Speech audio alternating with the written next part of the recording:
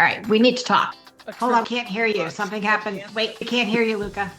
He was playing with the microphone. That's what they were playing with the microphone. I can't move the microphone. Can you hear me now? Yes, there we go.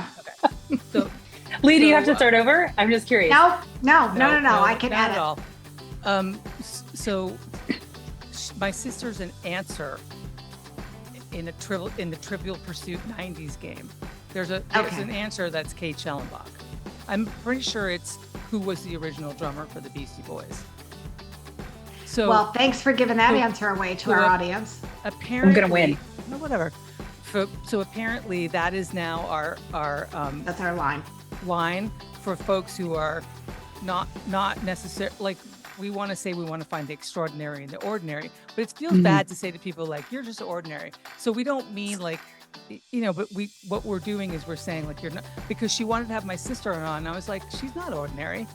She's no fanfare. The people It's cannot true. have any fanfare. It's true. I know. I saw Luscious Jackson at Red Rock in outside of Denver. So no, she's not. Yeah, not sorry, ordinary. Sorry. not ordinary. And- no, okay. but I like being extraordinary. See, that's There what it you is. It's go. like extra. That's it. ordinary. You are definitely extra. Yes, you are definitely extra. So Susie, one of the things that we both agree, Luke and I agree, that makes you extra is that you juggle, like you do have it all and you do it all. And we're not quite sure how you do that. You've got 2 children, you have a leadership role, you have a husband, you have a house, you have all this stuff. How? True. Tell me what's going on. I don't know. You know what? Because you know him, Bart, my husband, really makes a lot of that easier because he really enjoys a lot of the things that are less natural to me. That's just me being fair. I think it's about having a great partnership. I really do think that that's it. And I am surrounded by people. We don't have family close to us, but we're surrounded by a lot of friends that are always around. So we have support. I think part of it is having support. So I have support at work. I have support for home and, I have a great family. I think it really is surrounding yourself with people who are, care about your success. So that's really what I think it is. And so like- what I feel are like your what are some of eldest the also things that could don't come probably- natural? What, Luka? I feel like your eldest could probably also just like pitch in by now. So Yeah, she could. I think could is right. She's almost 15 years old, which I cannot even believe. That's ridiculous. I know. ridiculous. No, I do think she could. Can I tell her you said that? Yeah, She could please. be. Yeah, she should be doing. She should tell her that I said Could be she doing more. Yeah. I will take that. I'll take that back. It's not necessarily happening right now. But I do think so. Lee, maybe an honest answer to your question. You're going to ask about what's not supernatural to me. When I was younger, I was never considered the person that would get married or have a house or have kids, or I was not considered that person. I'm fun aunt. That's me. I jump in, I rile everybody up, and then I go home. And that's, I'm definitely an introvert in the way that, people, I love people, but then I'm drained and I have to extract and What I do. recharge. Yeah, So that I is me. get it. Yeah, but kids don't let you do that. That's not in the kid handbook that you get to That's why I extract. never had any. That's why I never had any. So. Well, that's what I'm saying. So Bart is really good. Like we balance each other out in that way. So I'll go back to saying having support around you and finding other people who are invested in your success really makes that possible, because that, those are the things that are not necessarily very natural to me. But I do come up with really fun things to do. So, I can be fun aunt. And then, But then you need to go away for some time. I have to go. If you want, you're the to be mom you who's fun the aunt fun needs aunt. needs to like get some time. Wait a alone. minute. I think we just missed something important here. She What? identifies as the fun aunt, but she's the mom. Whatever. Right. Yes. Correct. You That's heard the that deal. correctly. I You didn't get miss it. a thing. I totally get it. I do. Yeah, I so- love my children. Wait. Before this becomes, a public problem for me. I Walk love it my back. children. I'm very dedicated. I do not actually leave. I just, feel it. I just need space. And I think that is, I think that's that's what my teenager is teaching me. She just walks off and closes the door. So I think we could learn from the teenagers. Right. Just close the door. And right. let me tell you something, the ages of 13 to say 17 are probably, maybe even 16, are the hardest, because that's when they're trying to identify what and who they are. Yeah. Yes. It's awful. And how you It's fit, hard. how Yeah. you fit in where they are. So yeah, that is that's a challenge. We have a great So- teenager though, comparatively speaking. I really cannot complain much, Yeah. but I do. Well, Anyway. that doesn't surprise me. It's you and Bart. I mean, you Yeah. keep them so busy they don't have time to get in trouble. That's the key. They really don't. I think that because I'm always seeing, because we follow each other on socials, and I'm always seeing that you and the kids and Bart are always doing something. And so as long as you keep them busy, which makes you kind of extraordinary, because not a lot of people are doing that much anymore. You know what it I makes me a mean? fun aunt. It makes me a fun aunt. That's right. That's the fun aunt part. Yeah. So the other thing that's kind of extraordinary about you is that you shared that you had some, and if this is off the plate, you know, you can, you've had some health issues, especially when you were pregnant and had going through a lot of stress. Yeah, on your body, emotionally, physically, emotionally, on your relationship, on the household. Navigating that. So talk to us about that, because that's, I mean, a lot of women go through it. They never talk about it. They don't have anybody to talk about it with. True.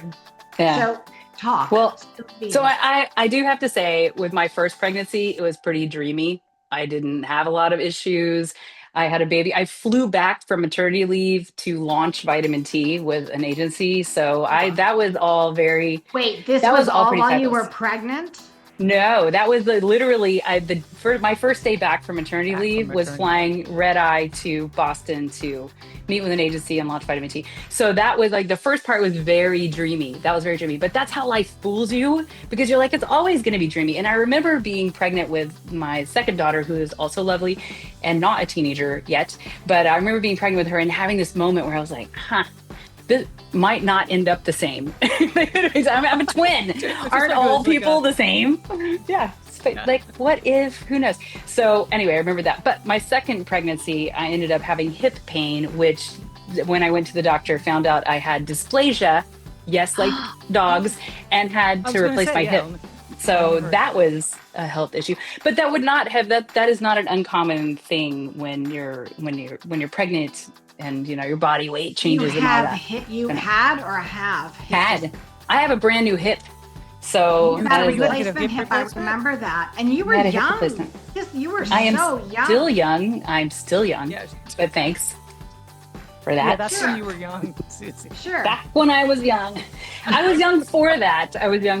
And I will say for anybody. Well, for anybody who has hip pain and is putting that off, because the first doctor that I went to said, go walk in a pool and come back when you can't sleep anymore because you have so much pain, and we'll talk about your hip. And so for 7 years, I walked in a pool and tried all the other things that you could do, and then had my hip replaced. But I will say the hip replacements now are much more advanced than they were before, and I would not change it for a second. And I ended up with a very LA doctor experience. My hip doctor, he was awesome.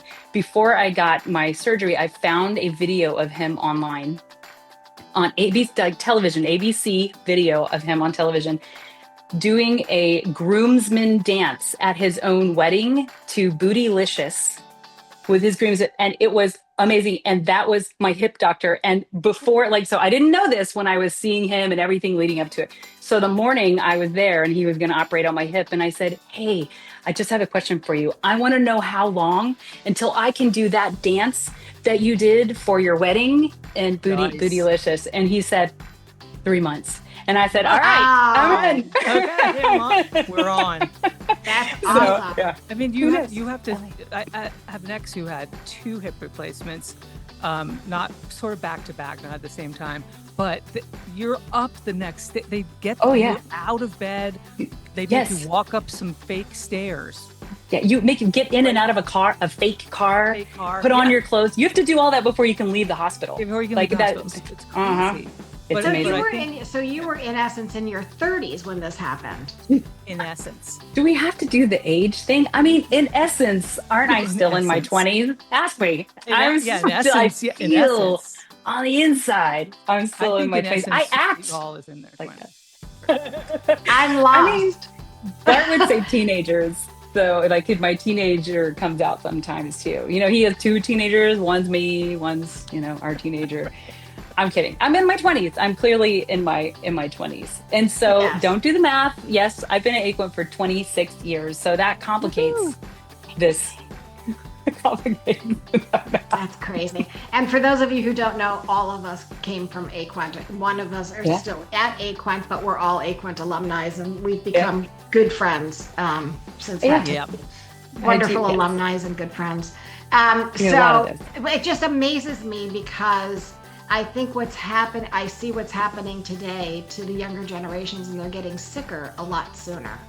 A lot younger, right? So they're coming down with these things, and I just think that that's something to, to kind of think about, especially. So wait, no. Okay, I just want to figure out the two of your roles. So like Lee is the downer, and Luka is the not. I mean, is that correct? I mean, I don't want to call you upper. That's never not really nice, looked right? at it like that, but I think that age is. You're like, but you've been sick, and the kids are getting sick. And color commentary. And color commentary to the through line, and the through line is usually some kind of like, you were like, that was when you were younger. When you were younger, back in the day. In essence, you've been sick. And then, you might want to rename your show. I don't know. That's I don't name things. Actually are. Pop. There you go. But it's very motivating and inspiring to know that you can overcome all these things. Yeah, and I think that true. the way that you do that is through your mindset. Is that if you have this positive, view on this is only a blip in my life, and there's a fix for it, and so just move on. Get the fix, move on. And that I think is part of your extraordinary nature, that through all of things, you have just addressed it, fixed it, and moved on. That is true. It is true, right, Luka? I have a story about Susie Hall. That's my favorite. Do tell. From back in the day when I managed Susie Hall for half a second. And wait, you managed Susie Hall? Yeah. Oh, and she launched my career, by the way. Luka launched my career. So Susie Hall was like, she was just started. And I think this was probably your first foray into sales, is my guess, in any kind of real way.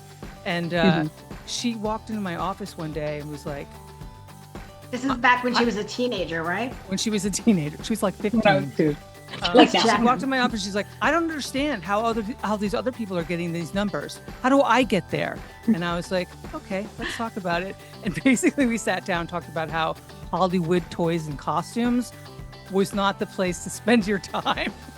And they took a lot of time. There was a lot of concentration on, because they would call you back. But there was another company, I can't remember their name now, a big agency that you were frustrated with. So you didn't spend a lot of time with it. And I was like, that's how you get the big numbers. It's so true. Okay, so can I add to that story and say, here's what changed my life, how Luka changed my life, was Luka made me write down goals. She made me pick 5 clients and write down goals for each one of those clients. And I'm like, I don't know. I don't even know what they do. What if they have, what if they don't have, 5 clients, I wrote down goals for that. And I swear I manifested that because it required me to focus, which was, apparently I needed that. So it required me to focus. And also like it made me look for what is possible. I hit every single one of those. I ended up building an e-business team for IBM when it didn't even exist. Like we didn't even know that was going to happen. I gave Susie some very basic instruction that any manager would give their person, but you took it, and I was just like, it was like, oh, okay. Not only that's what makes her extraordinary. But you're gonna, extra. That's what makes you extraordinary. Extraordinary. Extraordinary. It was like I could see the switch turn on. It was like, and then okay, now you got to watch out, because that, whatever that is, just left in like 100 miles an hour down the track. So, and I'm like behind it going, wait a minute. What I was trying to say was... we were talking about describing you. So now that you mentioned there, it goes 100 miles an hour. So I described you just before you got on the call. I described you as what did I say? A supercomputer on a Segway. just running around. But unsteady? all You're these saying big unsteady? brains, all these Pretty close, ideas, all these things, and you get it done. Yeah, You just that's get right. it done. So I want to switch. I want to switch a little bit. Oh, So great. you're phenomenal, and I think we should acknowledge that you started a new division for Aquint in your 26 Mhm. years there. You started two new divisions. One, a completely new company, Vitamin T. Do these ideas do before I ask the last question? But do these ideas come to you? How do they come to you? Do you like dream Yeah. about these Middle of the ideas? Do night. they just pop into your head? Shower. Okay.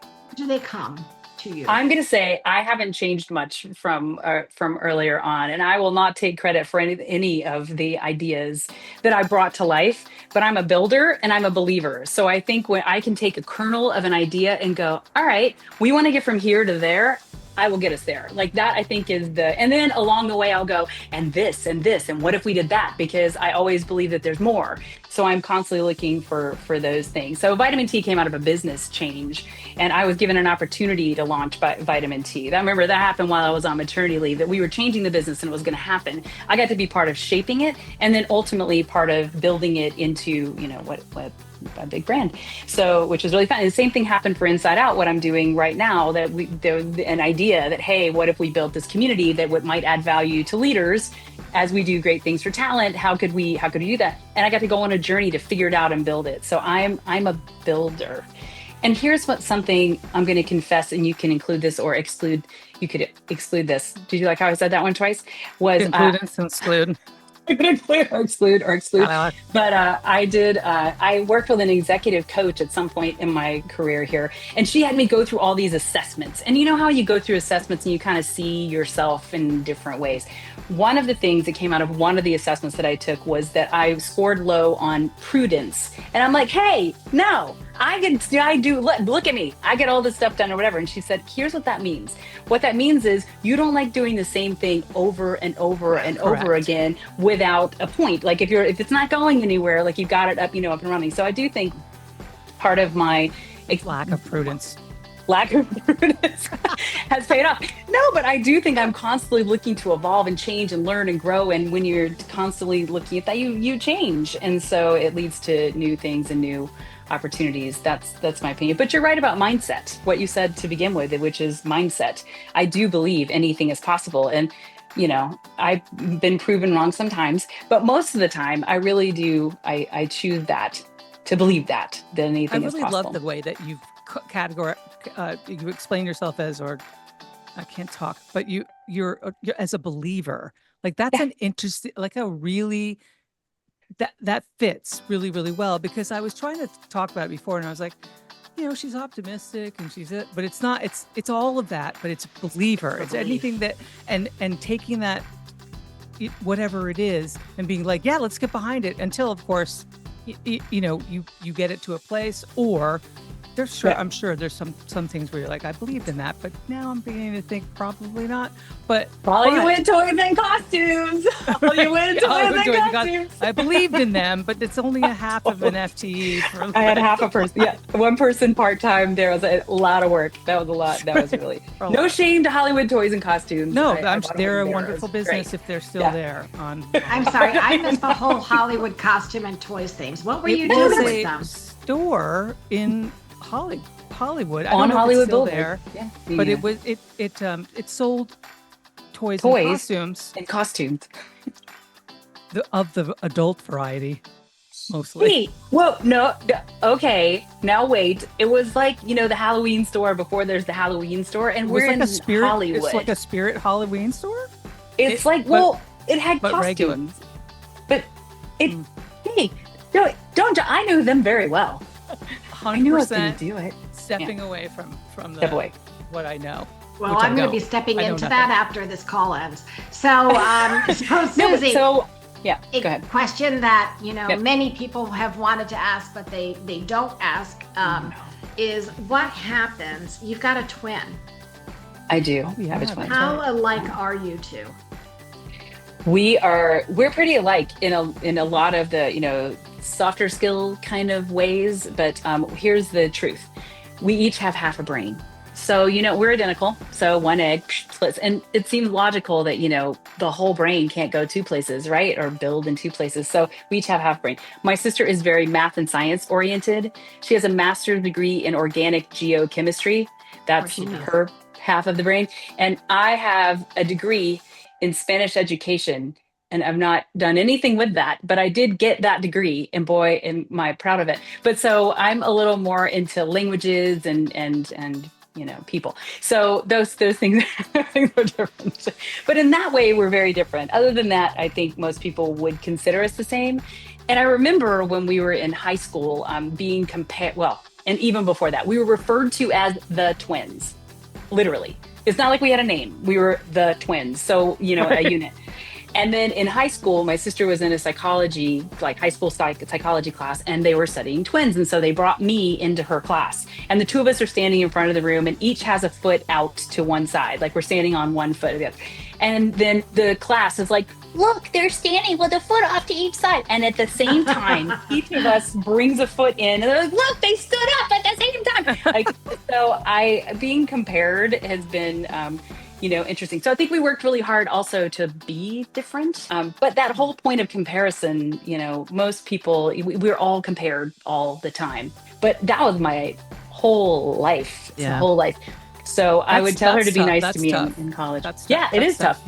Yeah. It is tough. So anyway, they always tell you not to compare yourself. Like when you get in I don't know how insecure you are, because I feel like you're probably not, but maybe you are it's not, but I tend to struggle a lot with like imposter syndrome. And the most important thing is like not to compare yourself, but you have like a built-in, you can't get away from it comparison. Like it's true. Yeah. No, that's hard. It's like, do you suffer from imposter syndrome, Susie? 100%. And I think anybody who tells you they don't is just not aware of other people. Like, I don't know. Or they really people. How can I be like them? Or they really don't, because they don't have any sense of, they don't have any, I'm sorry? Themselves?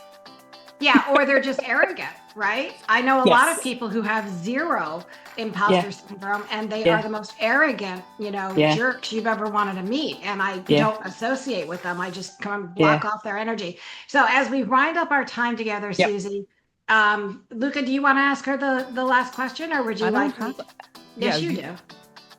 I don't know. You have the question. We've been asking the question for everybody. This is so fun. Please include this part. I don't know what the question is. Okay, so Susie, we know, and you've described why she's giving you this, but she's whatever this. I can't. As soon as she says the question, I'm going to be like, oh yeah, that question. That one. So Susie, how would you help people to look at them, to help them find the extraordinary in themselves? Because I know you don't look at yourself as extraordinary. I know. No. I know you don't. No. Because you're modest, you're humble. Out of all the things you have done in this world, and you have survived in this world, right? You have. What is going on here? We're just talking about you while you're here. This is. I figure you guys can edit. That's okay. No, control is an illusion. That's what I would tell people. Wait, hold it. That's what I would tell people. Control is an illusion. Let control the idea is of an control illusion. go. So there. Is that a way to help find the extraordinary? So how would you help somebody find the extraordinary in themselves? Just feel free about that. Yeah, I don't know. Good luck, folks. I'm just kidding. To find the extraordinary, I don't know. I really do think the better we know what we want, the more, or who we are, the better we can relate to and help people and have space for people. So I think if you're trying to do something that you want, big, you have to start with yourself. You really do. And I know we're in a really interesting job market right now, and without going down the job market, which has made a lot of people rethink what they want out of life. And I think that until we're in the situation where what is happening around me, I need to figure out what's important to me. We don't think about that, but that would be my advice. First know yourself. And then you can tell me that I should do a little more work in that area. It's hard. I don't consider myself extraordinary. I also look for ways to help other people. And when you lift other people, you go with them. And so That's I true. also, I've got one more. Here, Yeah. pause. So make editing easy. Yeah, I would say it really is the concept of looking for bright spots. I literally used to have on my one-on-one doc bright spots, and I would meet with people and once a week and make them tell me like, what are your bright spots for this week? And so if you're constantly looking for bright spots, all of a sudden you'll have them. And I'm not going to name who this person is, but there's someone that you both know that used to report to me, who first time we met, she was like, I don't really have, I mean, it wasn't a great week. I don't know. And I'm like, give me one. And the second week we did 3. And then by the third, fifth time we're meeting, she had 10. And I'm like, okay. We're not gonna have a whole meeting around bright spots. We're not. But like you find what you look for. So if you really do want to, choose to be positive and choose to do something, extraordinary. It's true. You find, I think that really sums everything up. Right? I wish I had one of those things. Right. We're not gonna go there. I don't know that I can allow you two to be in another session together. I mean, this might be There's not supposed to be any fanfare, but